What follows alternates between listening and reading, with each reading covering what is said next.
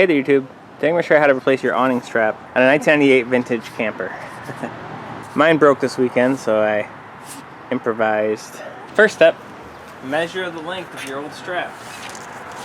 Mine measures roughly 92 inches, I'm going to guess, when it wasn't destroyed. I just went and bought the cheapest one on Amazon. It's this Camco pull strap. It's 99.25 inches. Alright, one of the sides will have an opening, and then you just slide the strap down. It may take some finagling. Eventually it'll come out. There it goes.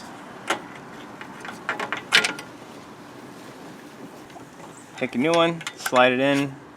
Might have to rotate your awning a little bit to make that easier.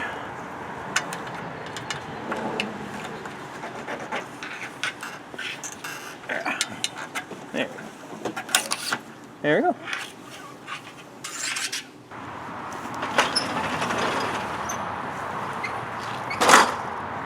It's actually kind of nice because if it wasn't for this lock, I could almost grab it by hand.